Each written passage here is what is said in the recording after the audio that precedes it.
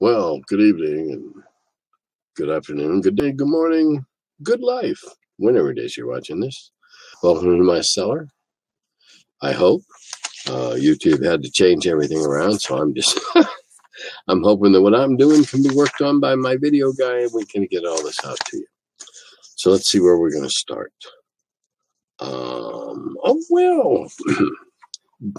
Elephant in the room this weekend, while I'm making this, is Gen Con. About half the posts I've seen are saying, best one ever, and the other half are saying, oh my God, never again. I quit going after number 50 because it was such a physical crush. If you have any kind of movement, mobility impairment, or impairment of any kind, you are likely to be trampled.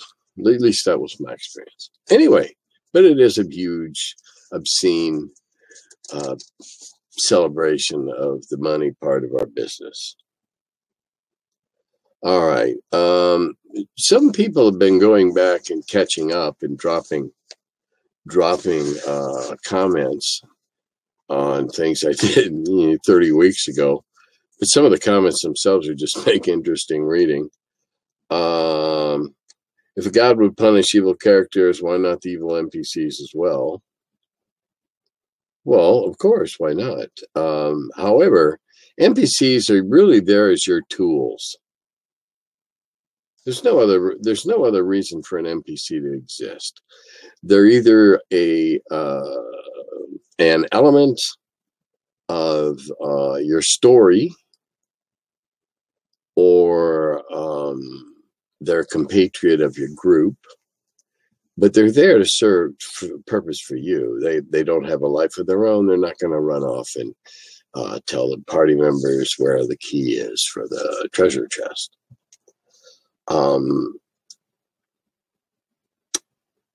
And of course they would. All right. Let's see. I dig it. You're the first one to keep it real, and that you absolutely can judge people in the past for their cruelty. Well, yeah, I'm pretty sure that was in reference to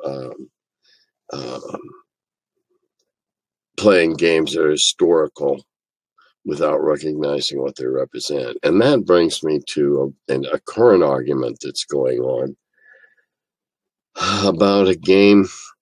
There was a game proposal that basically exploited Africa. It was a colonialism type game. It was a Euro game. Now, Euro games are different in America from North American games, if you will. And the Euro games are more about the mechanic and the system and how it works than they are the trappings and the dressings. It would not be at all out of the realm of possibility that somewhere in the Euro style of game design, looking for things to do, that somebody has thought up a way of who can run the most efficient slaughterhouse. Now, if you're not into eating meat or killing animals or whatever, you can see where this is going to be a moral dilemma of considerable import. What about playing games that simulate evil people? Historical games. Is it right to be the Mongol? Shouldn't we take issue with being Genghis Khan and not gleefully giggle when we conduct a battle that we just gleefully slaughtered 40,000 Chin POWs at the end of the battle? It's what's needed to do to meet the requirements of victory. How's that working ethically?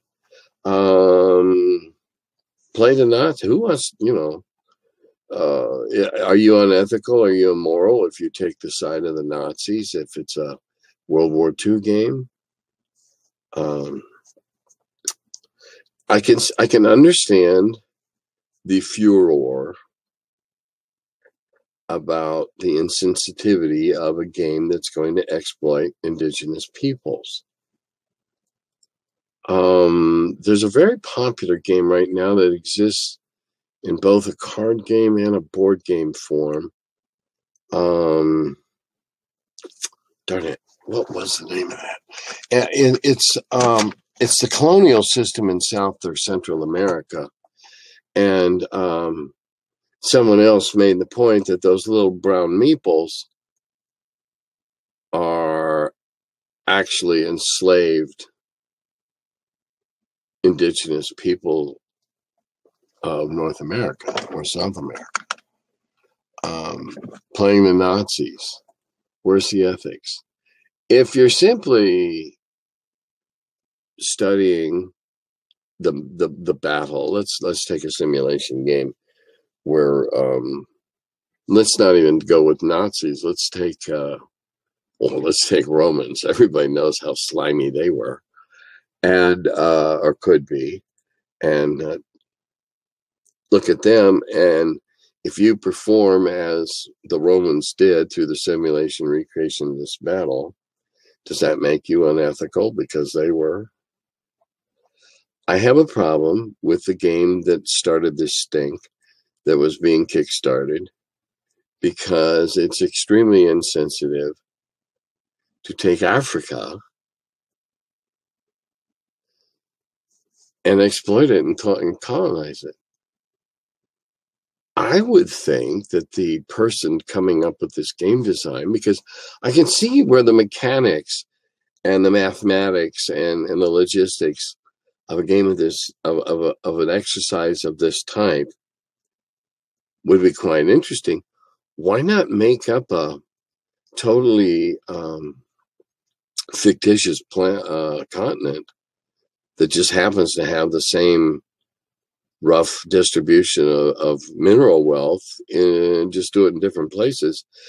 You still get to play with your wonderful system, and you still get to make a game out of it, because you compete to see who can exploit it best. Tough thing. Escape from Colditz. There's a card. There used to be the new one, wussied it out. There used to be a card that allowed the German to shoot to kill on an escape. Well, it was sporting to play that. Well, I'm sorry. When I played the Germans and you were getting out, I shot you. Because after all, the game was to keep you from getting out, and your job was to get as many of you out as possible. Was I an unethical, evil Nazi bastard? Not really. I mean, yeah, I can hear you all laughing and chuckling now. You don't need to answer that. But you get my drift, I hope. Ethics in gaming. It should be sensitivity. Sensitivity. If you're going to do a resource management game in that colonization, virgin continent type thing, going in clear cutting should not produce as much in the long term than sustained harvest. But now we get into my politics. We don't want to do that. Well, the next question has to do with politics.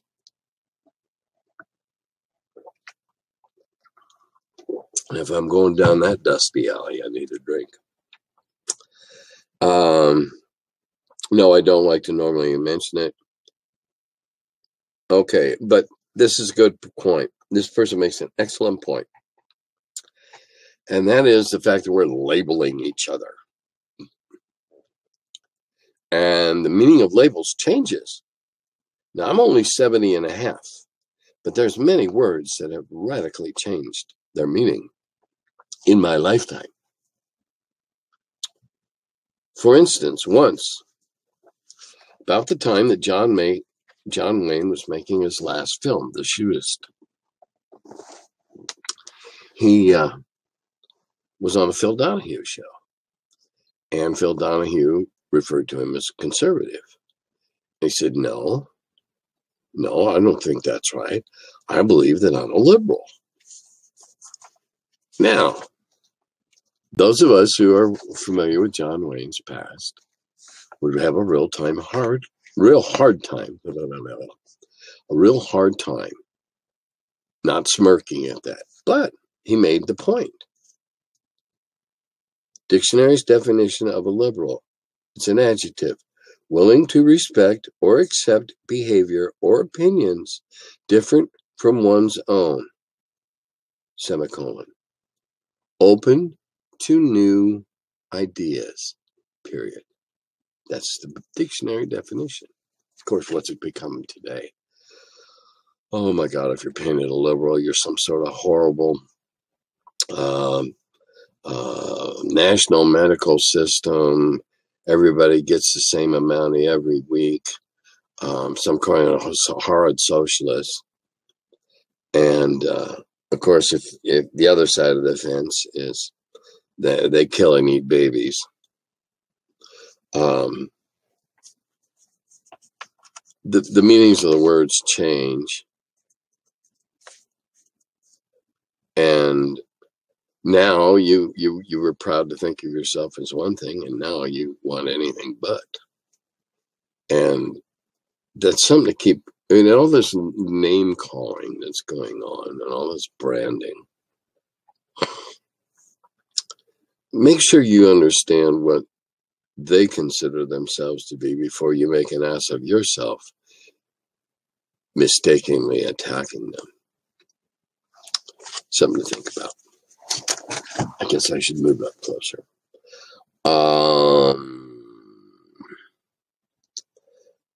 Okay. I spoke about a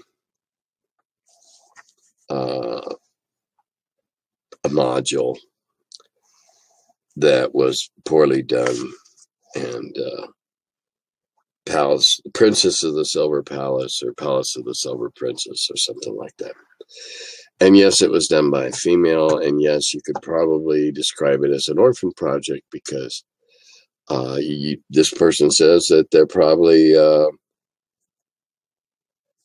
she could have ended up making the most interesting module with the old boys couldn't handle. That's very possible.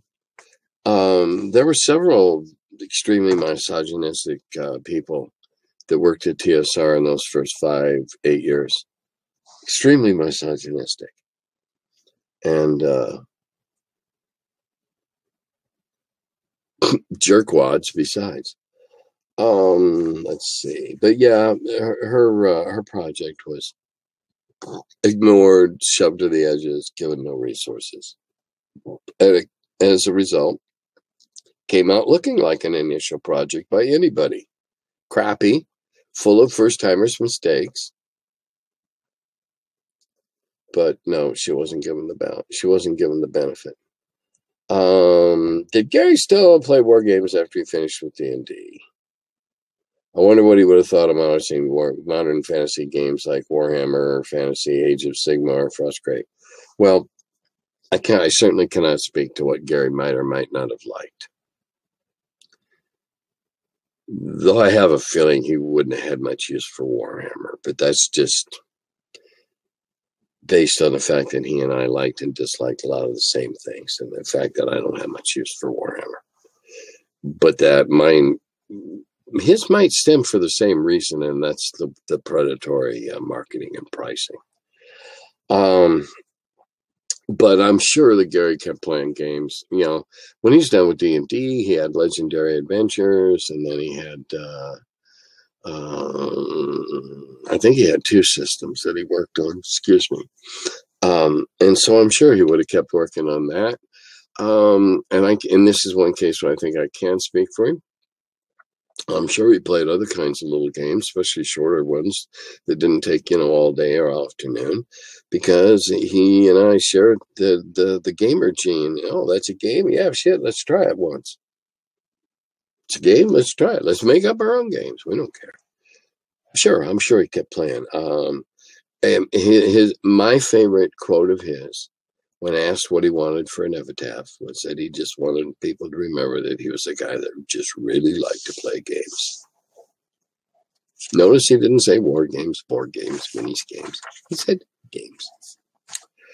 Okay. A couple weeks ago, we got into a talk about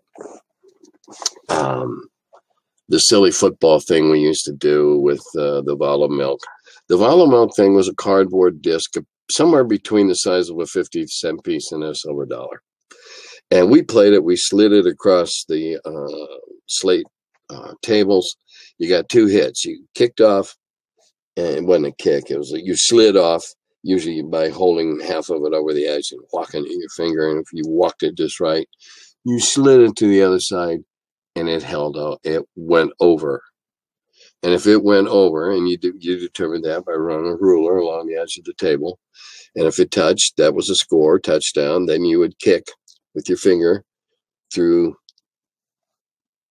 the other guy's fingers for extra points. Well, there was another version on this that I'd forgotten about. And this is the thing about the ticks. And the middle school pen and paper game, units that moved by tick marks. It was free form, and inevitably the controversy was, or if you're British, controversy, was how long is a tick? About this big when they bite you. My 10 ticks might not be as long as his 10 ticks. The map was one-time use because the units were tick marks, so the paper map and moved. Okay, so it was covered with tick marks and holes and things and whatever, and that's fine. Okay, here's what happened to my football game.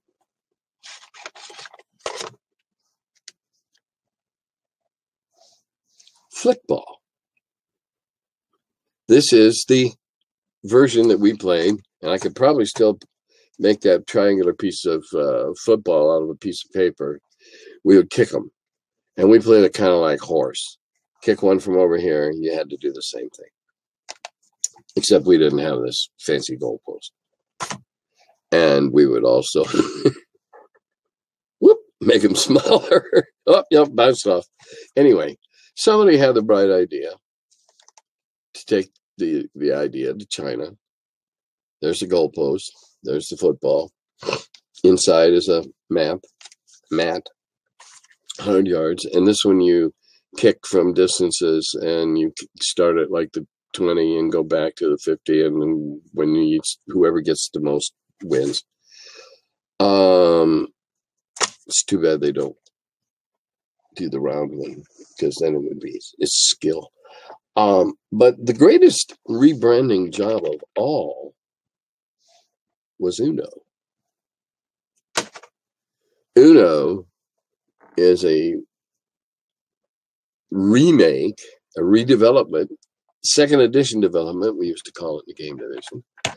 Uno is a hybrid between Crazy Eights and Old Maid and Spades. Think about it. Because how do I know? I know that because several years before Uno came out in that ubiquitous box, Uno, I played that game in the Navy, and we called it Crazy Eights. Because it's what it was. It was a variation on the old kids' game of Crazy Eights. That guy got wealthy beyond belief. Versions in every country of the world. And I don't know how many different ways you could spell Uno.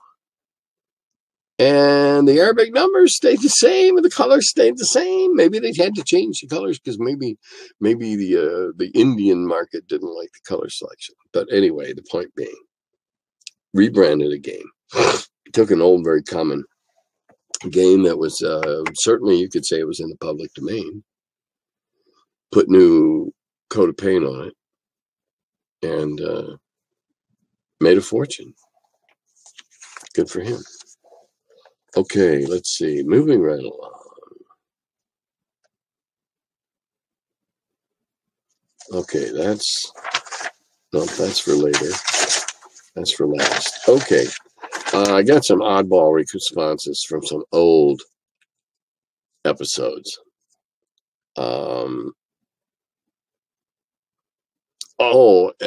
And then I made public. You can go find it. My theme song. It's just a like 2 minute and 6 second slideshow. Pardon me. There goes the blood sugar. It's just a slideshow type thing, and I've gotten some really interesting responses to it. The best one. Apparently, this person was quite moved, and I'm not saying this, sharing this in ridicule. When I hear that, I so picture hobos at a boxcar of a train playing D&D with the wind whipping, Clint Eastwood being there, you guys writing up rules for hobocraft signage based on ranger language, 2 dogs lazing with laser eyes, watching the scenery zoom and enhance, using dice towers to keep character sheets from blowing away, talking about how when you all get to Vegas, you're going to put your natural dice throwing skills to the test, but despising six-siders. Damn, you must be a good DM. That's beautiful.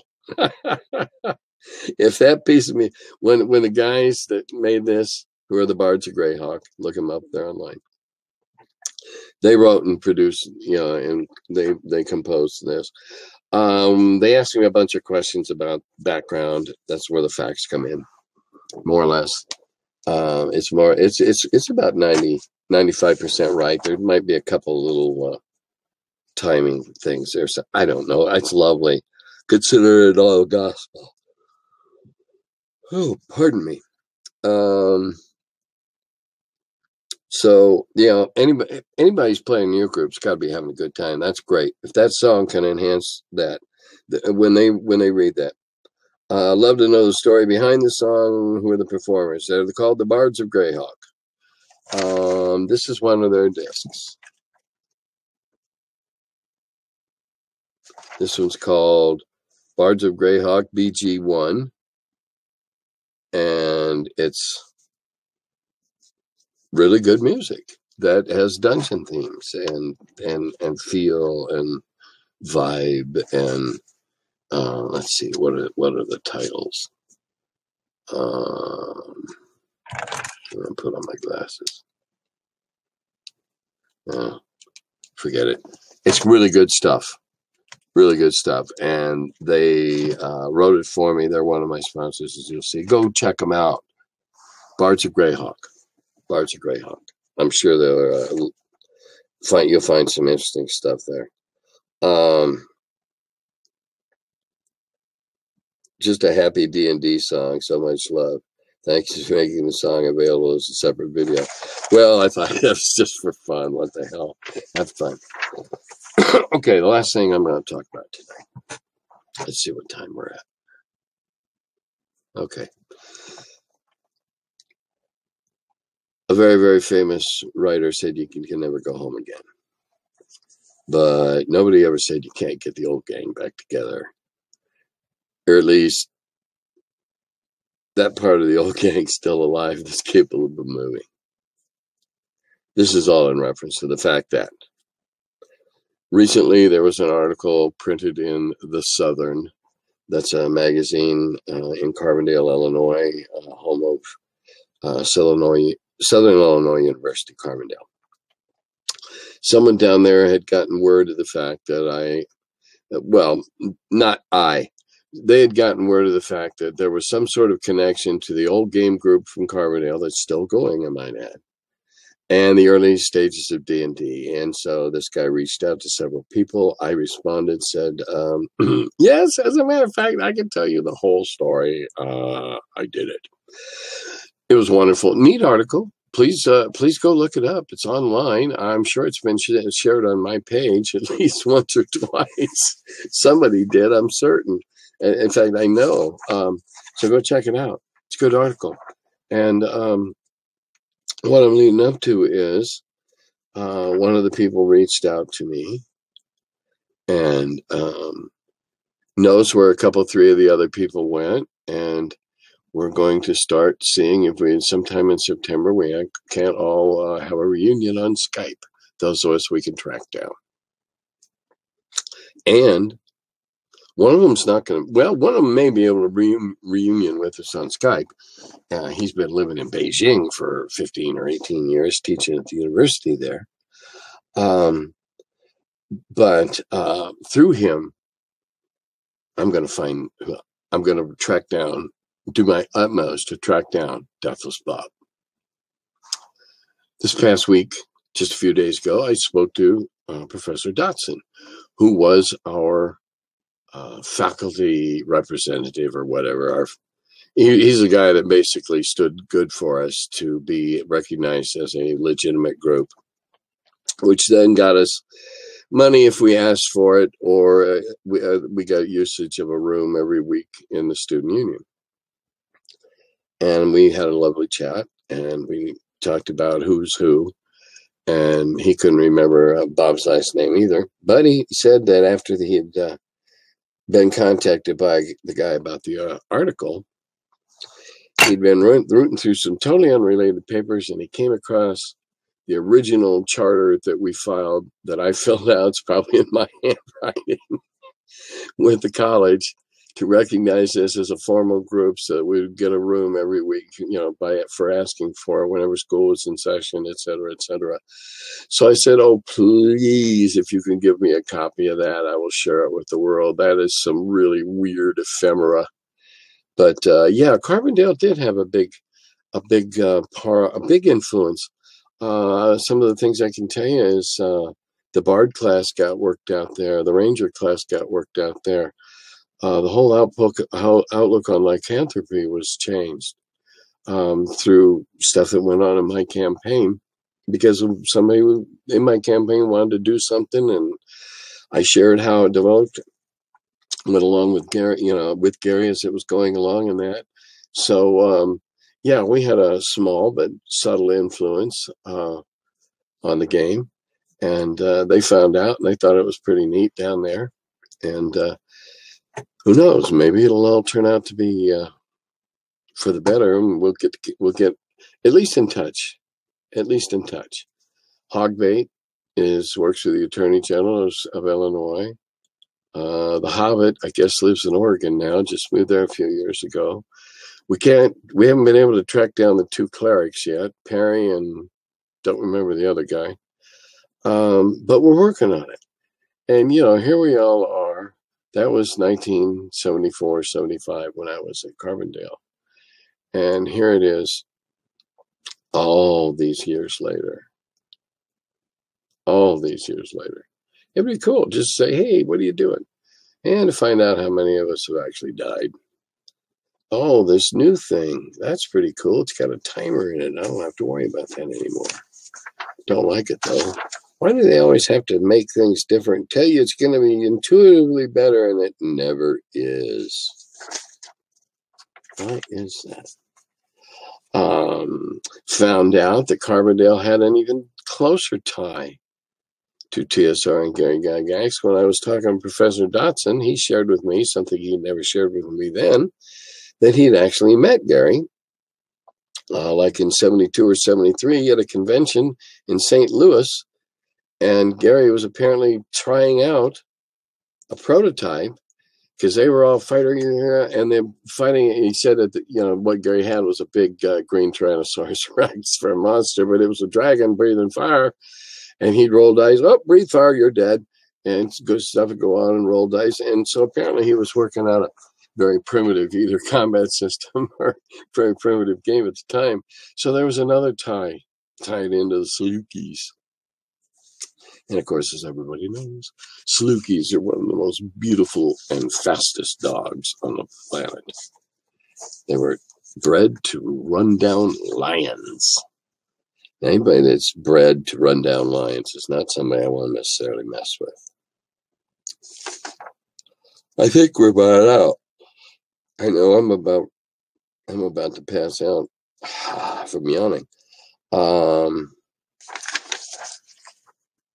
My subsequent episodes rely on comments, questions asked. I'll be in AppleCon. I'm going to the Quad Cities the last weekend in September. I'm hoping to get a pickup game of some sort going there. Gamehole Con in November. And in the meantime, just hanging out, trying to get things done, looking up the old guys. Let's see, what else is this? Is there something else? Oh. Let me read this. This might be a note I took maybe to talk about. Coming off my game here. Oh, okay. This is the and this is the reference, and I guess I'll leave you with that about what are the ethics of playing. Is there an ethical question to play the part of a pirate who killed normal people, stole people's stuff, and sold people into slavery? Hacienda. That's not San Juan. I think is the game I was thinking about earlier, where you're working all those little brown counters. They're not indentured. They're not wagered. As a historian, I can detach myself from that and just play the simulation based on what it's trying to show. If it's simulation. Now, if it's simply a game, that's a different ball game as far as I'm concerned. Ball game. No pun intended. Icky. Bad Tim. I must be getting late. On that note, I'll just say Dodata Gobi, and I'll close it.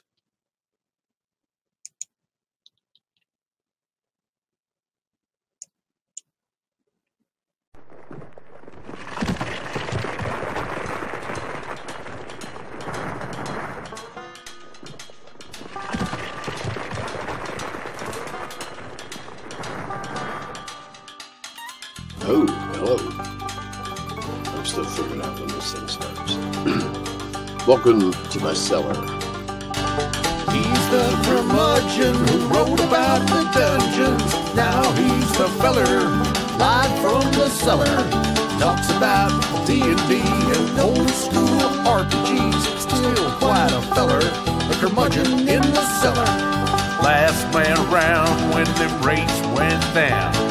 Calling Gary in that Lake Geneva town. Hey Gary, it's an awful mess.